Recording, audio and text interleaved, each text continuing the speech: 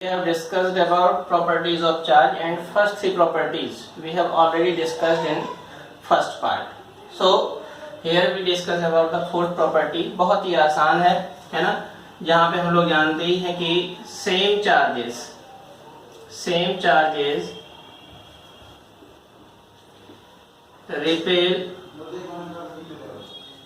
repels each other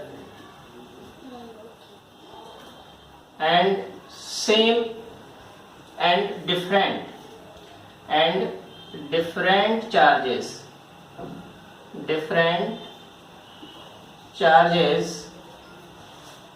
attract each other. ठीक, जैसे suppose करेंगे हमारे पास दो चार्ज हैं, एक को हमने मान लिया Q1 और दूसरा चार्ज जो है उसको हमने मान लिया Q2.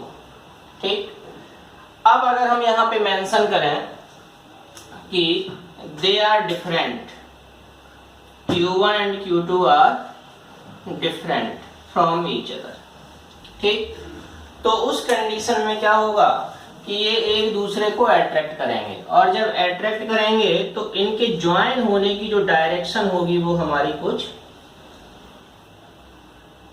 ऐसे होगी. ठीक, क्योंकि जब अट्रैक्ट करेंगे तो वो एक दूसरे के पास आएंगे, तो Q1 की डायरेक्शन ये होगी और Q2 की डायरेक्शन ये होगी, यानी दोनों एक दूसरे के पास आएंगे और एक पर्टिकुलर लाइन में ज्वाइन होंगे. ठीक, लेकिन अगर हम यहीं पे मान लें कि इफ Q1 और दूसरा जो चार्ज है Q2, ठीक है, ये अगर एक दूसरे से डिफरेंट है, सॉरी सेम है, एक दूसरे के अगर ये सेम है, तो उस कंडीशन में ये एक दूसरे को रिपेल करेंगे, और रिपेल करेंगे तो उस कंडीशन में इनके जो डायरेक्शन होगी, यानी ये जो होंगे वो एक दूसरे से दूर जाएंगे, और दूर होने की डायरेक्शन में सपोज करें कि ये हमारे दो चार्ज हैं जो सेम टाइप के हैं, तो उस कंडीशन में ये एक दूसरे से दूर जाएंगे, यानी अपोजिट डायरेक्शन में जाएंगे. जो एरो है वो डायरेक्शन को बताएगा कि जो Q1 है वो Q2 से दूर जा रहा है, और यहाँ पे अगर देखें तो सेम है, जिसके चलते हम बोलेंगे कि Q1 जो है वो Q2 के पास आ रहा है. ठीक, अब डिफरेंट है, पास आ रहा है, तो यहाँ पे क्या होगा, अट्रैक्शन, और यहाँ पे सेम है, दूर जा रहे हैं, तो यहाँ पे क्या होगा, रिपल्सन. ठीक, तो उस बिहाफ पे हम बोलेंगे कि same charges repel each other and different charges attract each other. ठीक, फिफ्थ प्रॉपर्टी की बात करें तो हम बोलते हैं कि magnitude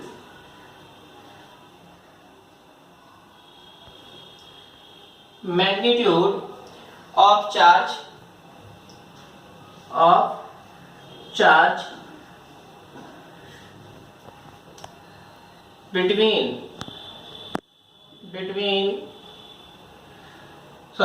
magnitude of force, not charge, magnitude of force between two charges placed at a distance r is given by the help of Coulomb's law.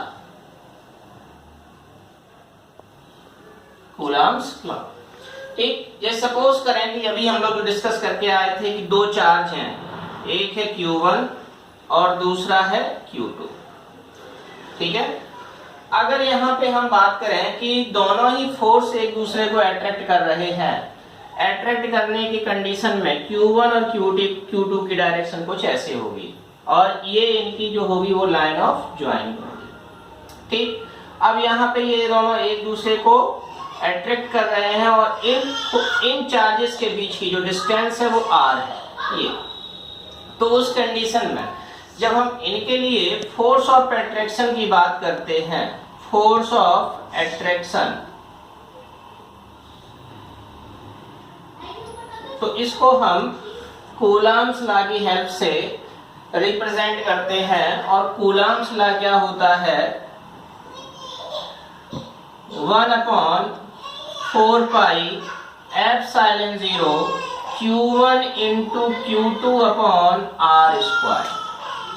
ठीक, ये है ये वैल्यू 1/4 एप्सिलॉन 0, ये हमारी कांस्टेंट भी मानी जाती है, और इसकी जो वैल्यू है वो होती है 9 इंटू 10⁹।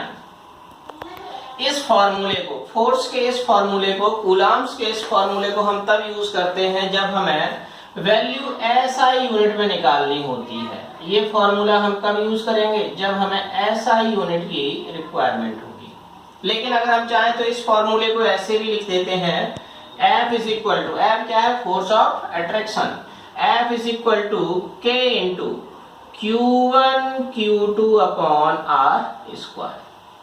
ठीक, और यहाँ पे अगर हम बात करें तो बोल देते हैं कि K की वैल्यू जो है वो 1 होगी, और इस फॉर्मूले को हम यूज कब करेंगे, जब हमें CGS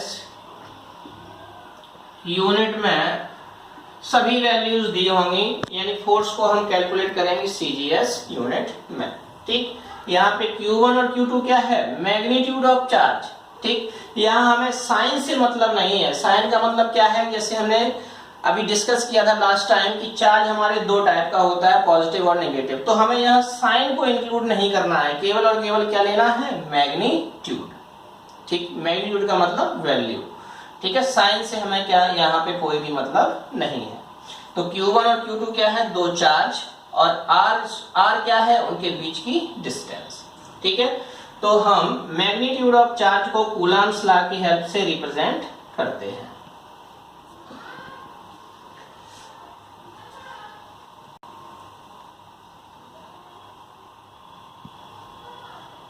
अब यहाँ पे अगर हम देखें तो ये जो डिस्टेंस है R, हम एटम की बात करते हैं, क्योंकि एटम में हमारे अपोजिट चार्ज होते हैं जो एक दूसरे को अट्रैक्ट करते हैं, और एटम की जो शेप है वो साइज जो है वो बहुत छोटी होती है, जिसकी वजह से जो R की वैल्यू है बहुत कम होती है ना। जैसे अगर हम R की बात करें तो हम कह सकते हैं कि R is very very small, very very small.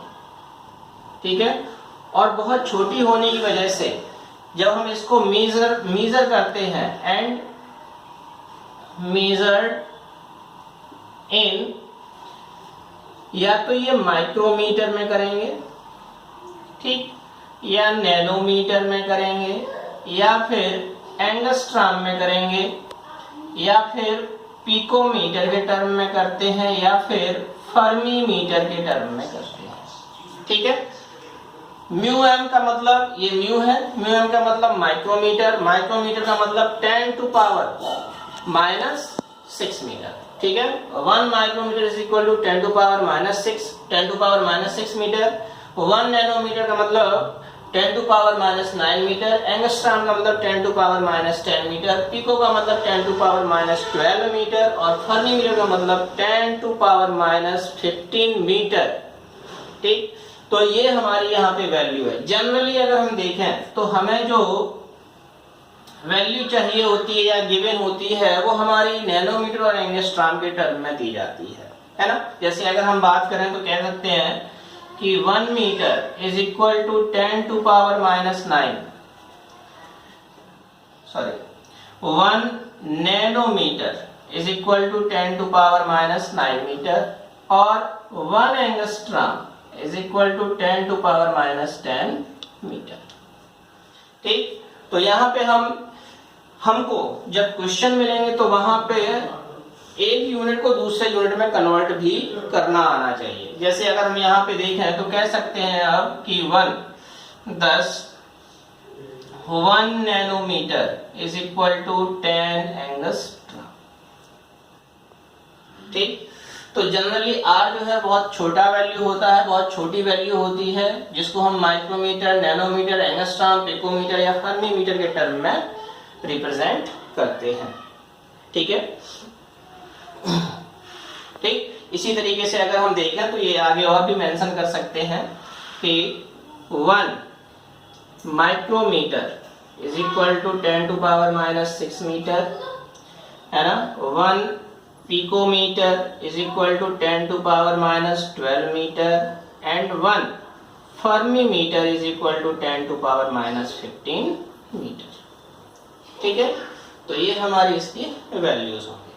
ठीक, अब यहाँ पे हम आपको कुछ क्वेश्चंस देंगे जिनको आपको अपने यहाँ से सॉल्व करना होगा। अगर कोई प्रॉब्लम होगी तो आप जब भी हमारी ऑनलाइन क्लास चलेगी, ठीक है, उसका शेड्यूल भी आपको मिल जाएगा। तो जब ऑनलाइन क्लास चलेगी, अगर कोई प्रॉब्लम होती है न्यूमेरिकल सॉल्व करने में, तो आप वहां पे हमसे डिस्कस कर सकते हैं। ठीक,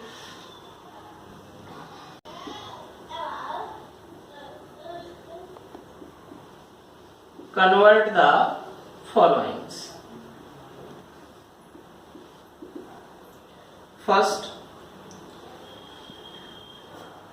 10 angstrom into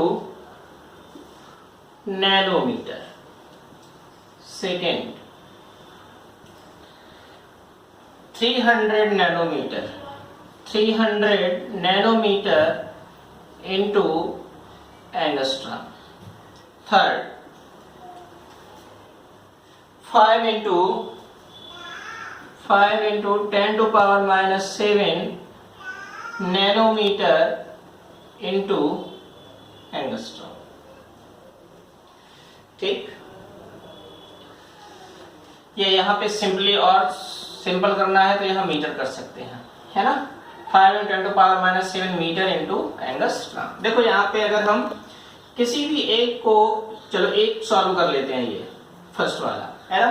तो फर्स्ट वाले में हम लोग अभी पढ़ के आए थे कि इसको हम सिंपली रिप्रेजेंट करेंगे 1 मीटर से, है ना। 1 मीटर के लिए क्या होगा, 10⁻⁹